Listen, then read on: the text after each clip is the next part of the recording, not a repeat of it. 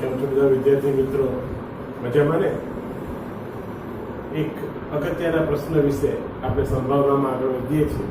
બરાબર વિદ્યાર્થી મિત્રો, આપણે છેલ્લા લગભગ 3 લેક્ચરની અંદર જેટલા પણ પ્રશ્નો શીખ્યા છે એ બધા પ્રશ્નો ખૂબ અગત્યના પ્રશ્નો છે, જે બોર્ડની અંદર પૂછાય એવા પ્રશ્નો છે.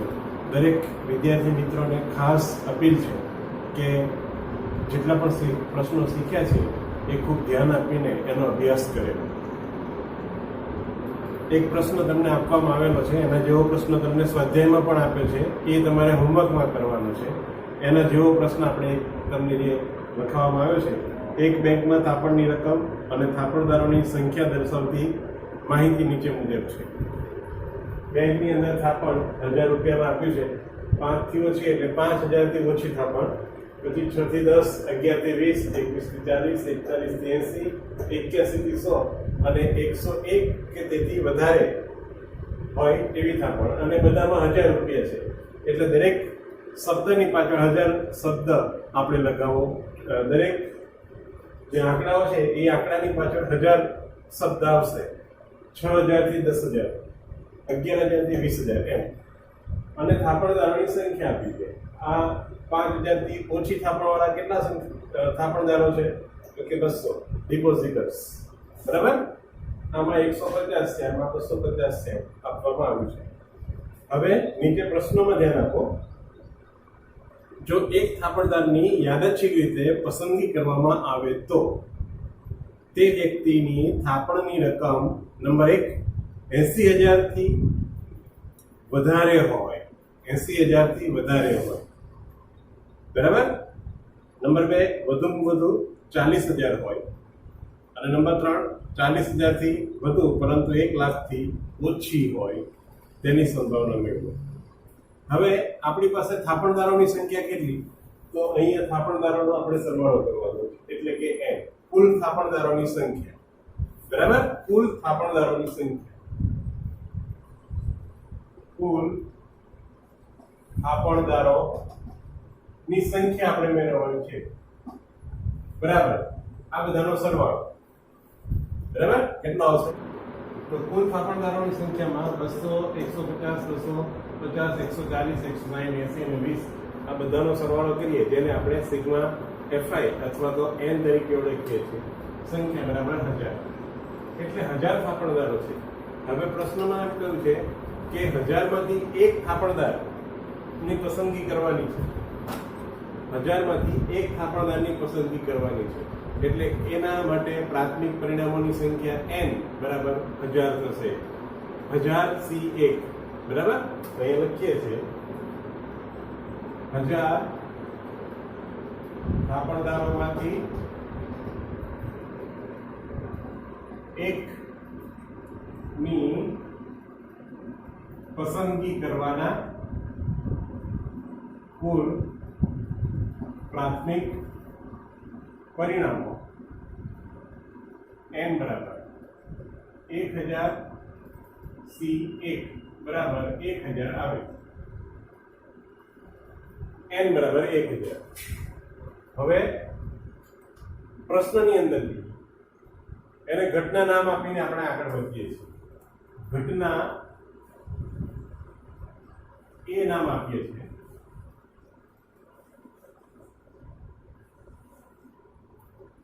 થાપણની રકમ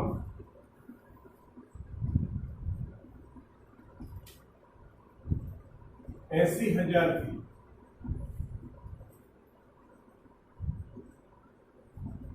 વધુ હોય તે ઘટના. મતલબ શું? કે આપણે 1000 માંથી આ એકની પસંદગી કરીએ છે ને, એની થાપણ કેવી હોવી જોઈએ? 80000 થી વધારે હોવી જોઈએ. 80000 થી વધારે એટલે 81 થી શરૂ થાય.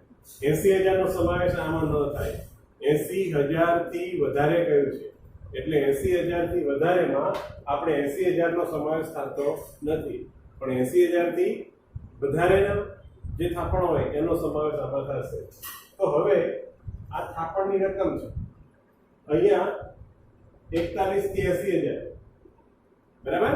એટલે આની અંદર 160, પછી એની ડાબી બાજુ 140, 250, 150 અને 200 જે આપ્યા છે એ બધાની થાપણો 80,000 કરતા ઓછી હોય. તો 80,000 થી વધારેમાં 81 થી 100 આવે અને 101 થી વધારે પણ આવે. એટલે 80 વત્તા 20 આ બંને 80,000 કરતા વધારેમાં આવે. બરાબર? તો અહીંયા નોંધીશું ઘટના A ને સાનુકૂળ પરિણામો M બરાબર 80 વત્તા 20 આવશે. 80 વત્તા 20 બરાબર 100 આવે. બરાબર? 100C1 આ 100 માંથી કોઈ પણ એકની પસંદગી થાય તો એ ઘટના એમાં આવશે. ઘટના એના સાનુકૂળ પરિણામો. ક્લિયર? ઘટના એના સાનુકૂળ પરિણામોમાં 80 વત્તા 20 100 થયા. 100 માંથી કોઈ પણ એક એટલે 100C1 થાય is equal to 100. બરાબર? તો એ 100 પરિણામ થયા. એટલે અહીંયા નોંધીશું આપણે P of A બરાબર M/N 100/1000 0 નીકળી જાય છે. 1/10 આ આપણી સંભાવના. ઘટના A ની સંભાવના. પ્રશ્ન નંબર 1. બરાબર? આ પ્રમાણે આપણે બીજા પ્રશ્ન માટે આગળ વધીએ. બરાબર છે? આ પહેલો પ્રશ્ન છે. હવે વધુમાં વધુ 40,000 હોય એમ સૂચના આપી છે. ઘટના B નામ આપી. ઘટના B બરાબર થાપણની રકમ વધુમાં વધુ 40,000 હોય. એટલે 40,000 વધારેમાં વધારે હોય. 40 થી વધારે હોવી જોઈએ નહીં. તો ઘટના B ના સાનુકૂળ પરિણામો. ઘટના B ના સાનુકૂળ પરિણામો. તો 40 ક્યાં આવે છે? અહીંયા આવે છે 21 થી 40,000. એટલે આ 40,000 લિમિટ થઈ ગઈ. પછી અહીંયા 41 થી શરૂ થાય છે. એટલે હવે 40,000 21 થી 40 માં 140 પણ વધારેમાં વધારે કયું છે? 40,000. એટલે 40,000 થી ઓછા હોય તો આ ઘટના B માં આવી જાય. 40,000 થી ઓછી થાપણ હોય તો એ ઘટના B માં આવે. એટલે બરાબર ડાબી બાજુની 11 થી 20,000 એ પણ 40 થી ઓછી કહેવાય. 6 થી 10,000 માં 150 છે એ પણ 40,000 કરતા ઓછામાં આવે અને 5 થી ઓછામાં પણ એ 40,000 થી ઓછામાં જ ગણાય. એટલે કહેવાનો મતલબ કે મેક્સિમમ 40 છે એટલે 140 આવે, 250, 150 અને 200 આ બધા 40,000 થી ઓછી થાપણ વાળા થાપણદારો છે. બરાબર? એટલે એના પરિણામોની અંદર આપણે એનો વધારે 40,000. બરાબર? તો 40,000 માં 140 થી 250, 140, 250, 150 અને 200 આટલી વસ્તુ આવશે. અહીંયા નોંધ કરતા જઈએ 140 પ્લસ 250 પ્લસ 150 પ્લસ 200 આ બધા મળીને આપણને મળશે 200, 300, 400, 500, 600 અને 740. 740 આમાંથી કોઈ પણ એક વ્યક્તિ પસંદ થાય તો એ આપણી માટે સાનુકૂળ પરિણામો બનશે.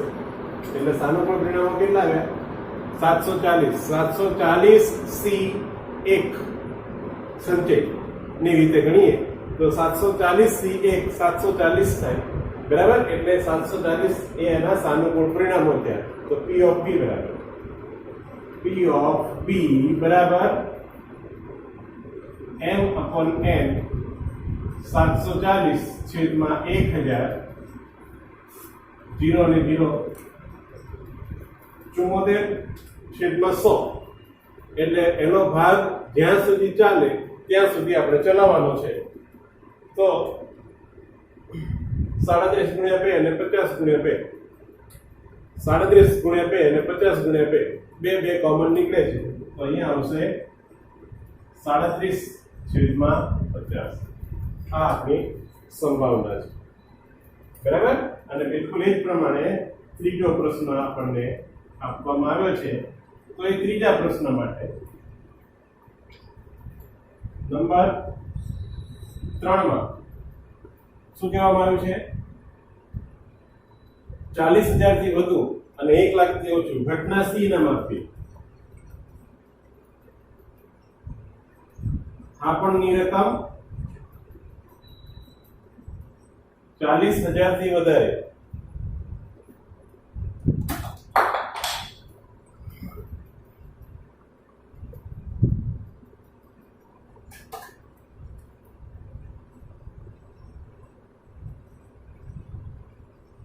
વધુ અને 1 લાખ થી ઓછી હોય તો આપણે એને ઘટના સી નામ આપીએ છીએ. થાપણની રકમ 40,000 થી વધારે અને 1 લાખ કે તેથી ઓછી હોય. 1 લાખ કે તેથી ઓછી હોય. બરાબર? તો સી ને સાનુકૂળ પરિણામો સી ને સાનુકૂળ પરિણામો m બરાબર અહીંયા તમે m1 m2 m3 એવા નામ પણ આપી શકો. બરાબર ને ખાલી એમાં પૂરતો પણ ચાલશે. પ્રત્યેક ઘટના માટે m1. હવે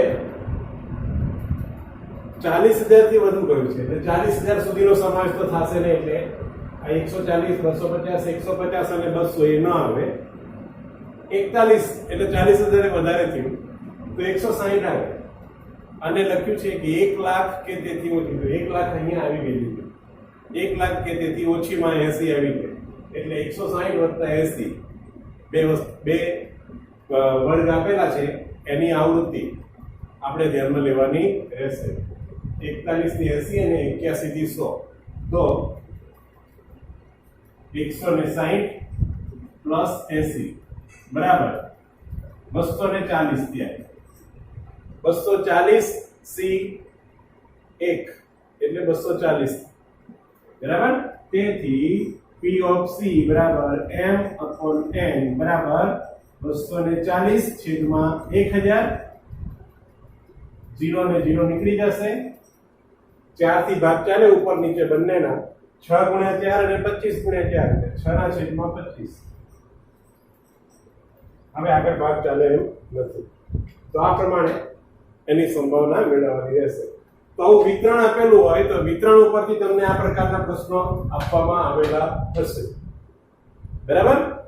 તો એ પ્રમાણે આપણે ગણતરી કરવાની છે. યાદ રાખો કે એમાં કુલ જે છે વ્યક્તિઓની સંખ્યા એ કુલ આવૃત્તિઓનો સરવાળો બને છે એ આપણી માટે n બનશે.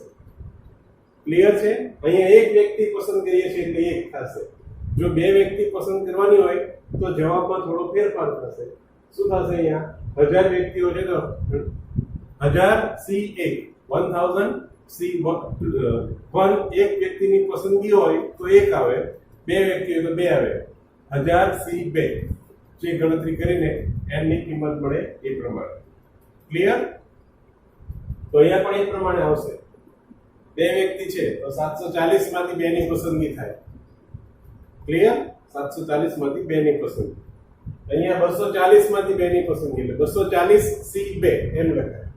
જો બે વ્યક્તિ પસંદ થતી હોય તો અહીંયા એક વ્યક્તિની પસંદગી આપવામાં આવેલી છે. ઓકે? તમને કેટલાક વખત MCQ માં VSQ માં અને જે 2 માર્ક્સના સવાલ પૂછવામાં આવે છે એની અંદર તમને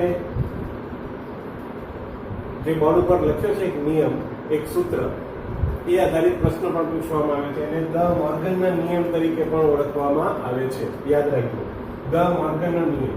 એમાં શું બતાવવામાં આવે છે કે P of A' યોગ B' એટલે આ પ્રાઇમ ઘટનાઓ છે. બરાબર? પૂરક ઘટનાઓ છે. તો A ની પૂરક ઘટના યોગ B ની પૂરક ઘટના ની સંભાવના આપણે મેળવવાની હોય તો A/B ની જે પૂરક ઘટના બને ને A/B ની પૂરક ઘટના એના જેટલી સંભાવના આપણને મળશે. એટલે હવે A/B ની પૂરક ઘટના હોય તો A/B પ્રાઇમ કહેવાય. તો A/B પ્રાઇમ ઘટના હોય એટલે યાદ રાખો પ્રાઇમ ઘટનામાં નિયમ છે A પ્રાઇમ માટે આપણે અહીંયા લખીને સમજાવ્યું એટલે ખ્યાલ આવે. A પ્રાઇમ હોય તો A પ્રાઇમ માટે આપણે શું કરીએ છીએ u માઇનસ a કહીએ છીએ, બરાબર. a પ્રાઇમ નો મતલબ ઘટના a ન બને પણ u બને, એટલે u માંથી a બાદ થઈ ગયા. ક્લિયર? તો હવે સંભાવના માટે પણ આપણે એ પ્રમાણે કરવું પડે. આગળ દરેકની આગળ p મૂકી દો એટલે એ સંભાવના થઈ ગઈ. ક્લિયર? તો અહીંયા u માંથી p ઓફ a બાદ કરીએ. હવે p ઓફ u ની સંભાવના ઓલવેઝ 1 હોય, યાદ રાખવાનું છે દરેકે, ખાસ ખાસ અને ખાસ. એટલે આનો મતલબ શું થયો? તો કે 1 માઈનસ p ઓફ a. હવે p ઓફ a જેટલા પણ હોય, 0.3 હોય, 0.33 હોય, 0.45 હોય, કોઈ પણ હોય, એકમાંથી બાદ થશે. કોની માટે? પૂરક ઘટના માટે. સિમ્પલ. તો અહીંયા a છેદ b ની પૂરક ઘટના બની. તો a છેદ b ની પૂરક ઘટના માટે શું કર્યું? p of u minus p of a છેદ b થયા.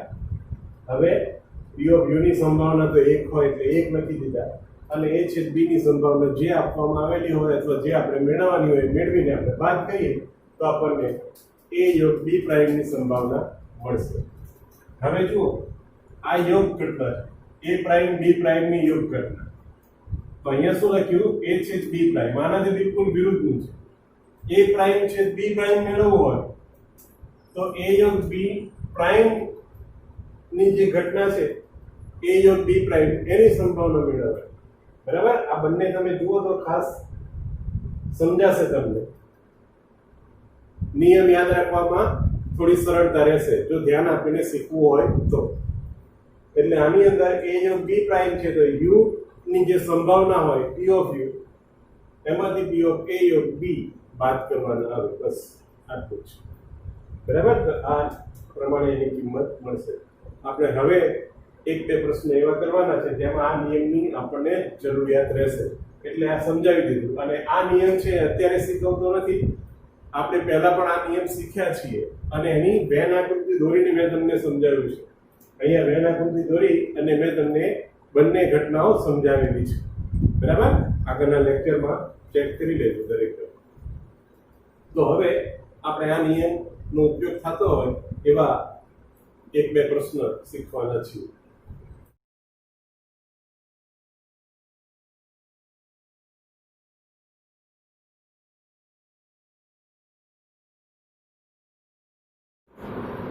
દરેક જણ તમને આપવામાં આવેલા પ્રશ્નોમાં ધ્યાન આપજો.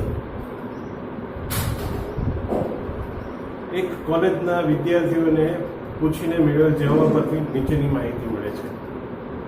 કોઈ વિદ્યાર્થી અંગ્રેજી સમાચાર પત્ર વાંચતો હોય તેની સંભાવના 0.15 છે. આપણે એક પછી એક વિગત લખતા જઈએ અને એની નોંધ કરતા. પછી ગુજરાતી વાંચે છે તો ઘટનાઓના નામ આપતા જઈએ.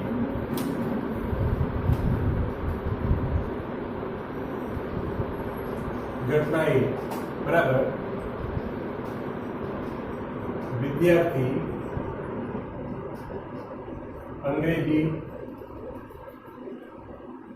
સમાચાર પત્ર વાંચે. બરાબર? તેથી p ઓફ a આપણને આપી દીધેલા છે અને એ છે 0.15. બરાબર? ઘટના b નામ આપી દીધું. વિદ્યાર્થી ગુજરાતી સમાચાર પત્ર વાંચે તે ઘટના. તેથી p ઓફ b પણ આપણી પાસે છે 0.60. બરાબર? હવે બે ઘટનાઓની વિગત આપી છે. હવે નંબર 3 માં જુઓ, કોઈ વિદ્યાર્થી અંગ્રેજી અને ગુજરાતી એમ બંને સમાચાર પત્ર વાંચે. તો બંને વાંચે એટલે ઘટના a પણ બને, ઘટના b પણ બને. બે ઘટના સાથે બને. તો સાથે બને ને આપણે છેદ ઘટના કહીએ છીએ. તો ઘટના a છેદ b કહેવાશે. વિદ્યાર્થી અંગ્રેજી અને ગુજરાતી સમાચાર પત્ર વાંચે, બંને વાંચે. બરાબર? તે ઘટના. તેથી P ઓફ A છે B પણ આપણને તૈયાર જ આપેલા છે અને એ છે 0.08 બરાબર 0.08 આટલી વિગત આપણને આપવામાં આવી છે. હવે નીચેની સંભાવનાઓ છે. નંબર 1 આ કોલેજમાંથી પસંદ કરેલ વિદ્યાર્થી નંબર 1 માં અંગ્રેજી કે ગુજરાતી ઓછામાં ઓછું એક સમાચાર પત્ર વાંચતો હોય તો એ તો યોગ ઘટના કહેવાય. ઓછામાં ઓછી એક ઘટના બને તેની સંભાવના મેળવવાના નિયમને યોગ ઘટના કહીએ છીએ આપણે. બરાબર? તો અહીંયા નોંધ કરીએ છીએ ઘટના A યોગ B એટલે શું? તો કે વિદ્યાર્થી ઓછામાં ઓછું એક સમાચાર પત્ર વાંચે તે ઘટના. હવે ઓછામાં ઓછું એક એટલે શું? કદાચ અંગ્રેજી વાંચે અથવા ગુજરાતી વાંચે અથવા બંને વાંચે. આને કહેવાય ઓછામાં ઓછું એક. બરાબર? એટલે ગુજરાતી વાંચે અથવા અંગ્રેજી વાંચે અથવા અંગ્રેજી ગુજરાતી બંને વાંચે એ ઘટના છે. તો હવે સરવાળાના નિયમ મુજબ આપણે કિંમત મેળવવાની રહેશે. નોંધ કરીએ અહીંયા. હવે સંભાવનાના સરવાળાના નિયમ મુજબ બરાબર આપણે મેળવીશું P ઓફ A યોગ B. તો A યોગ B માટે સરવાળાનો નિયમ શું કહે છે આપણને? P of A plus P of B minus P of A છેદ B. આ થઈ ગયો સરવાળાનો નિયમ. તો સરવાળા નિયમમાં કિંમતો મૂકી દઈએ એટલે આપણને એનો જવાબ મળે. P ઓફ A બરાબર 0.15 પ્લસ 0.60 માઈનસ 0.08. 0.15 0.60 એટલે 0.7 થાય છે માઈનસ 0.08 કરીએ તો 0.67. તેથી P ઓફ A યોગ B. બરાબર? હવે આનો જવાબ આપણે લખવાનો આવે. તેથી વિદ્યાર્થી ઓછામાં ઓછું એક સમાચાર પત્ર વાંચે તેની સંભાવના 0.67 છે. 0.67 છે. બરાબર? આ પ્રમાણે આપણે એનો જવાબ લખવાનો રહેશે. ઓકે? ઓછામાં ઓછી એક ઘટના બને તે ઘટના. ક્લિયર છે? અંગ્રેજી કે ગુજરાતી માંથી એક પણ સમાચાર પત્ર ન વાંચે તે ઘટના. બરાબર? અંગ્રેજી કે ગુજરાતીમાંથી એક પણ સમાચાર પત્ર ન વાંચે તે ઘટના. એટલે અંગ્રેજી પણ ન વાંચે અને ગુજરાતી પણ ન વાંચે. બરાબર? અંગ્રેજી પણ ન વાંચે અને ગુજરાતી પણ ન વાંચે. એટલે દરેક જણ ખાસ ધ્યાન આપજો. અંગ્રેજી અને ગુજરાતી બેમાંથી એક પણ સમાચાર પત્ર વાંચવામાં આવતું નથી. હવે અંગ્રેજી વાંચે અને એ નામ આપ્યું તો અંગ્રેજી ન વાંચે, અંગ્રેજી સમાચાર પત્ર ન વાંચે એ કઈ ઘટના કહેવાય? એ પ્રાઇમ. બરાબર? ઓપોઝિટ ઘટના થાય. આમ થાય અને આમ ન થાય તો પૂરક ઘટનામાં જ આવે. પ્રાઇમ ઘટના કહેવાય. અંગ્રેજી વાંચે ઘટના એ છે તો અંગ્રેજી ન વાંચે એ ડેફિનેટલી એ પ્રાઇમ ઘટના બને. સેમ વે ગુજરાતી વાંચે એટલે બી ઘટના છે તો ગુજરાતી સમાચાર પત્ર ન વાંચે તો એ બી પ્રાઇમ જ કહેવાય. બરાબર? પૂરક ઘટના. ખાસ આપણે જ્યારે ઘટનાઓ શીખતા હતા ત્યારે મેં તમને બહુ જ અગત્યતા એની સમજાવી છે કે આ ઘટનાઓ સમજવી જરૂરી છે. આમ બને એને જે નામ આપ્યું હોય, ન બને એ એની પૂરક ઘટના જ કહેવાય. ક્લિયર? આમ થાય તો ઘટના એ, આમ ન થાય તો ઘટના એની એ પ્રાઇમ. બરાબર? સમજાઈ ગયું? એટલે સમાચાર પત્ર જે અંગ્રેજી વાંચે છે એને એ નામ આપ્યું, તો અંગ્રેજી ન વાંચે એને એ પ્રાઇમ ઘટના. એટલે અહીંયા એ પ્રાઇમ બને છે, અંગ્રેજી વાંચતો નથી. અને ગુજરાતી પણ નથી વાંચતો, તો ગુજરાતી વાંચે એને બી નામ આપ્યું છે, તો ગુજરાતી ન વાંચે એ બી પ્રાઇમ કહેવાય. એટલે આ કઈ ઘટના કહેવાય? તો કે એ પ્રાઇમ છેદ બી પ્રાઇમ. એ પ્રાઇમ છેદ બી પ્રાઇમ બને. એ પ્રાઇમ છેદ બી પ્રાઇમ. બરાબર? સમજૂતી માટે તમારે લખવું હોય તો અહીંયા લખી શકાય. હું અહીંયા રેડ પેન થી બતાવું છું, ટૂંકમાં લખું છું. અંગ્રેજી સમાચાર પત્ર ન વાંચે, અને અહીંયા આવશે બી પ્રાઇમ. બરાબર? ગુજરાતી સમાચાર પત્ર ન વાંચે. બરાબર?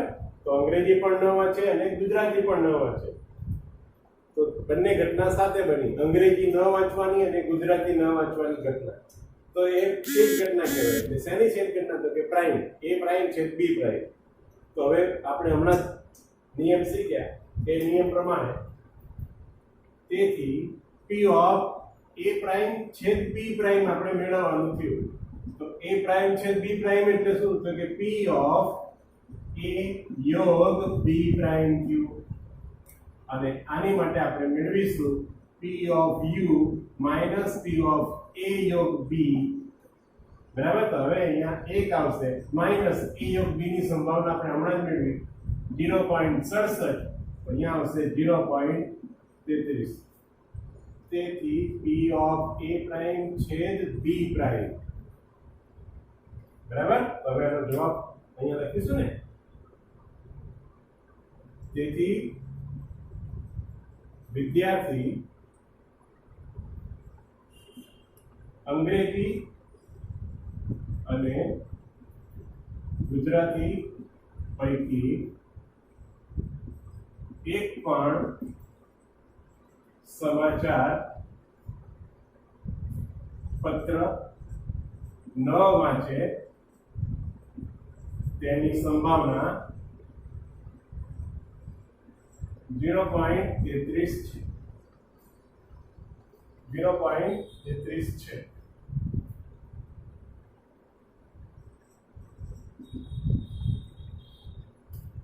બરાબર? અંગ્રેજી અને ગુજરાતી પૈકી એક પણ સમાચાર પત્ર ન વાંચે, એકેય સમાચાર પત્ર વાંચવામાં આવતું નથી, એની સંભાવના થઈ ગઈ 0.33. બરાબર? ખાસ આ યાદ રાખવાનું છે તમારે, ધ મોર્ગનનો નિયમ. ઓકે?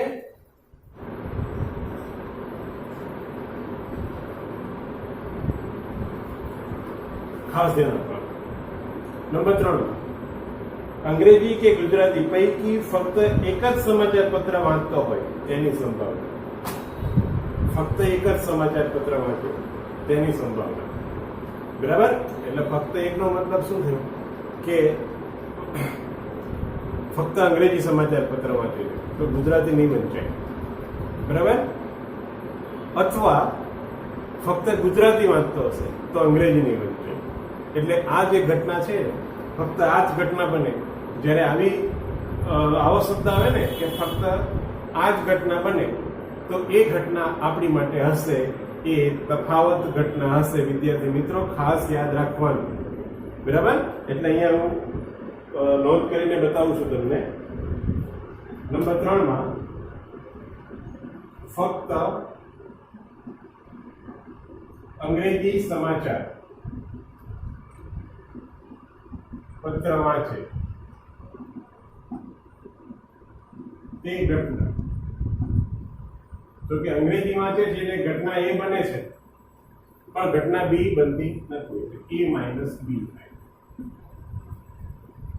બરાબર અને ફક્ત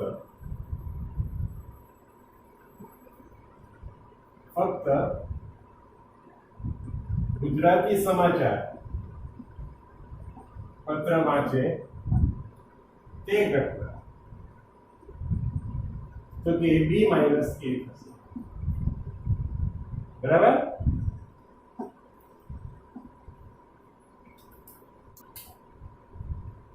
કોઈ એક જ સમાચાર પત્ર વાક્ય એમ કહ્યું છે આપણે બે અલગ અલગ વાત કરી ફક્ત અંગ્રેજી સમાચાર પત્ર વાંચે એ ઘટના a માઇનસ b કહેવાય ફક્ત ગુજરાતી સમાચાર પત્ર વાંચે એને b માઇનસ a કહેવાય હવે વિદ્યાર્થી કોઈ હોય ને એક જ સમાચાર પત્ર વાંચે એનો મતલબ કે ફક્ત અંગ્રેજી વાંચતો હશે ફક્ત ગુજરાતી વાંચતો હશે એટલે એને આપણે નવી ઘટના નામ આપીએ ઘટના C બરાબર વિદ્યાર્થી ફક્ત અંગ્રેજી સમાચાર વાંચે ફક્ત ગુજરાતી સમાચાર વાંચે બરાબર ગુજરાતી સમાચાર વાંચે તે ઘટના તો હવે C બરાબર શું થયું ફક્ત અંગ્રેજી સમાચાર વાંચે તો ફક્ત અંગ્રેજી વાંચે એટલે a માઇનસ b અથવા છે એટલે યોગ થઈ ગયું અને ફક્ત ગુજરાતી સમાચાર વાંચે એટલે a થઈ ગઈ b માઇનસ a ઘટના બરાબર b માઇનસ a ઘટના હવે આગળ વધીએ તેથી C બરાબર શું આવે તો કે હવે a માઇનસ b કેવી રીતે આવે તો કે p ઓફ a આપણે મેળવવાના રહેશે માઇનસ p ઓફ a છેદ b આ પ્રમાણે થયું યોગ છે એટલે સરવાળો પ્લસ થશે અને p of b minus p of a છેદ b આ પ્રમાણે થાય p of c બરાબર તો અહીંયા આપણે નોંધીશું p of c બરાબર p of a ની કિંમત આપણી પાસે 0.3 માઈનસ a છેદ b 0.08 પ્લસ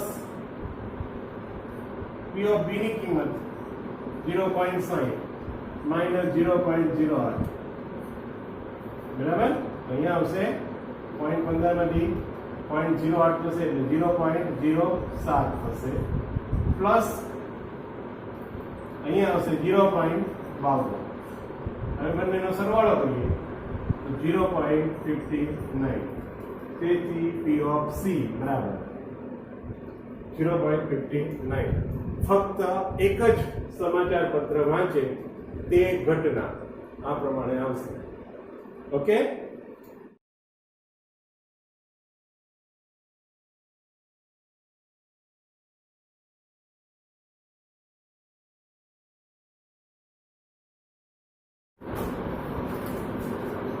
બીજો એક અગત્યનો પ્રશ્ન આપણે શીખીએ છીએ કોઈ એક વિધાનની સત્યતા ચકાસવા માટે બોર્ડમાં પૂછાઈ ચૂકેલો પ્રશ્ન છે વિદ્યાર્થી મિત્રો દરેક ખાસ ધ્યાન આપજો બે વ્યક્તિઓ અનુક્રમે A અને B ને પૂછપરછ કરવામાં આવે છે હવે A સાચું બોલે તેની સંભાવના 0.6 છે B સાચું બોલે તેની સંભાવના 0.9 બંને વ્યક્તિઓ A અને B સાચું બોલે તો વિધાનને સાચું માનવામાં આવે છે બરાબર તો નંબર 1 કોઈ વિધાન સાચું હોય તેને બંને વ્યક્તિઓ સાચું કહે કોઈ વિધાન ખોટું હોય તેને બંને વ્યક્તિઓ સાચું કહે તેની સંભાવના મેળવો તો અહીંયા એક પછી એક બધાની ઓળખ આપણે નોંધ કરી હવે A અને B જે સાચું બોલે છે A અને B પોતાનો અભિપ્રાય આપે છે પોતાનું મંતવ્ય જણાવે છે તો અને એ સાચું બોલે છે તો એ નિરપેક્ષ ઘટનાઓ બને છે એવું નથી કે A સાચું બોલે એટલે B સાચું બોલશે અથવા બી સાચું બોલશે તો એ સાચું બોલશે એવું નથી. એટલે બંને જણ જે પોતાના મંતવ્ય રજૂ કરે છે, પોતાના અભિપ્રાય આપે છે, પોતે સ્વતંત્ર રીતે આપે છે, એટલે નિરપેક્ષ ઘટનાઓ છે. તો એ અને બી નિરપેક્ષ ઘટનાઓ છે. એટલે અહીંયા આપણે નોંધીશું આ પ્રમાણે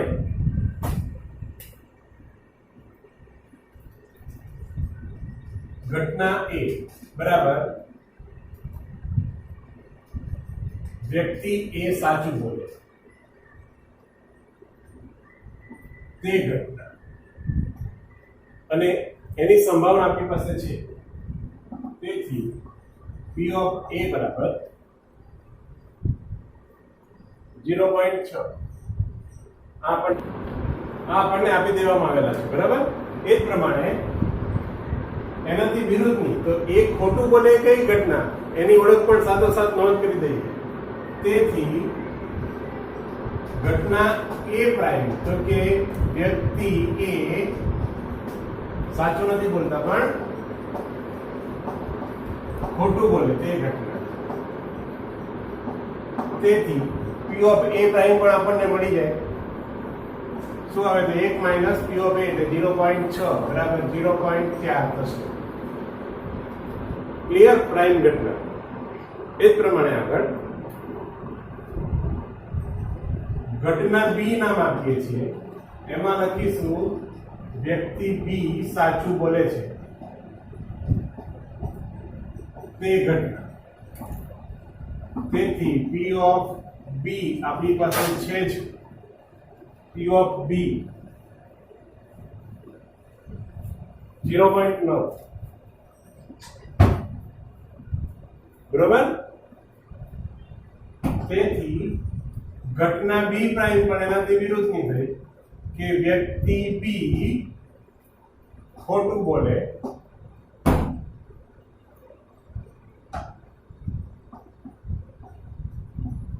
તે ઘટના. તેથી P ઓફ બી પ્રાઇમ બરાબર 1 માઇનસ 0. આગળ વધીએ વિદ્યાર્થી મિત્રો. A અને B બંને વ્યક્તિ કોઈ વિધાન માટે એમ કે આ સાચું છે તો એને સાચું માની લેવામાં આવે છે. બરાબર. હવે સંભાવના એક પ્રશ્નમાં તમારે મેળવવાનું છે. પહેલા પ્રશ્ન, કોઈ વિધાન સાચું હોય તેને બંને વ્યક્તિ સાચું કહે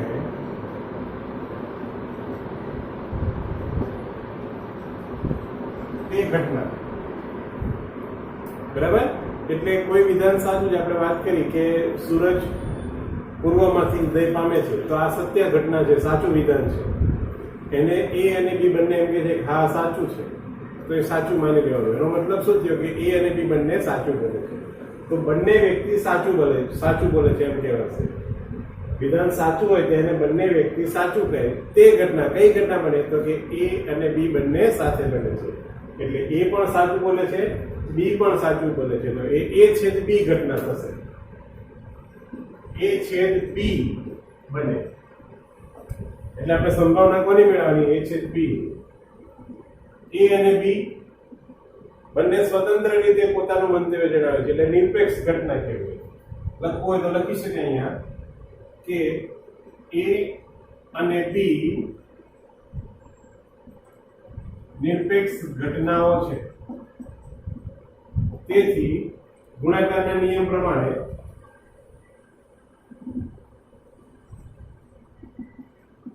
ગુણાકારના નિયમ મુજબ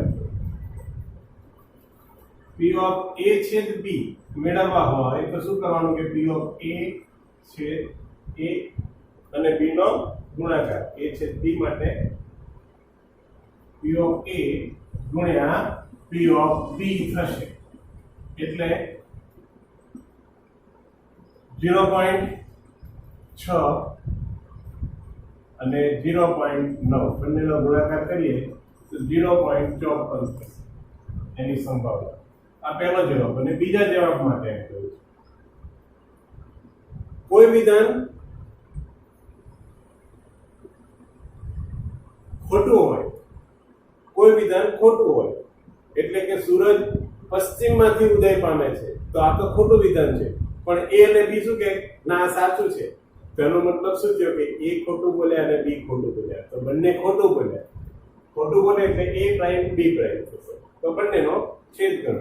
હવે a અને b નિરપેક્ષ હોય તો અહીંયા a પ્રાઇમ b પ્રાઇમ પણ નિરપેક્ષ હોય. લખીએ ને અહીંયા કોઈ વિધાન ખોટું હોય તેને બંને વ્યક્તિ સાચું કહે તો બંને વ્યક્તિ